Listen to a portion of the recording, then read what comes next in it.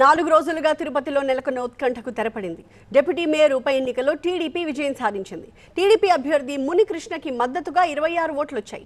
YCP అభ్యర్థి లడ్డు భాస్కర్కి మద్దతుగా 21 ఓట్లు వచ్చాయి. తీవ్ర ఉత్కంఠ మధ్య జరిగిన ఎన్నికలో కూటమి విజయం సాధించింది. ఓటు వేసేందుకు సభ్యులంతా ఎస్వీయు సెనేట్ హాల్కి వచ్చారు. వైసీపీ, టీడీపీ మద్దతుదారులంతా ఒకే చోట కూర్చున్నారు. ఓటింగ్ ప్రారంభించిన అధికారులు వైసీపీ అభ్యర్థికి అనుకూలంగా ఉన్న వారిని చేతులు లేపాల్సిందిగా కోరారు. 21 మంది చేతులెత్తారు. ఆ తర్వాత టీడీపీ అభ్యర్థికి 26 ఓట్లు వచ్చాయి. ఓటింగ్ సంఖ్యని బట్టి టీడీపీ అభ్యర్థిని విజేతగా ప్రకటించారు. డిప్యూటీ మేయర్ పదవిపై ఎన్నిక జరిగిన తర్వాత సమావేశ మందిరంలో కాసేపు హై డ్రామా చోటు చేసుకుంది. టీడీపీ అభ్యర్థికి ఓటు వేసిన మహిళా కార్పొరేటర్, వైసీపీకి చెందిన సభ్యుల మధ్య వాగ్వాదం జరిగింది. టీడీపీకి ఓటేసిన కార్పొరేటర్ కన్నీళ్లు పెట్టుకుంటూ సెనేట్ హాల్ నుంచి బయటకు వచ్చారు.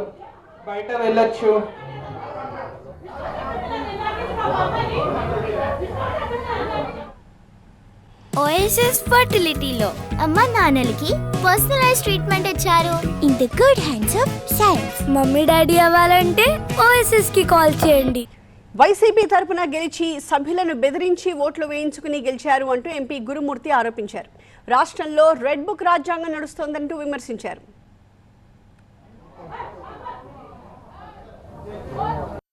తిరుపతి డిప్యూటీ మేయర్ ఉప ఎన్నిక అనేది క్లియర్ కట్గా రెడ్ బుక్ రాజ్యాంగం ఆంధ్ర రాష్ట్రంలో అమలవుతుంది అన్నదానికి ఇదొక ప్రతీక. గత వారం రోజులుగా మా కార్పొరేటర్లందరినీ కూడా వాళ్ళ ఇళ్ళు ధ్వంసం చేయడం, వాళ్ళ ఆస్తుల్ని లిటిగేట్ చేయడం, వాళ్ళ మీద అక్రమ కేసులు బనాయించేలాగా భయభ్రాంతులు గురి చేయడం, వాళ్ళ కుటుంబ సభ్యుల్ని భయభ్రాంతులు చేయడం, ఎమ్మెల్సీలని కిడ్నాప్ చేయడం, అలాగే కార్పొరేటర్లను కిడ్నాప్ చేయడం, సాక్షాత్తుగా కౌంటింగ్ సెంటర్కి ఒక 100 మీటర్ల దూరంలోనే దాదాపుగా 5 మంది. ఎందుకు ఈరోజు కార్పొరేటర్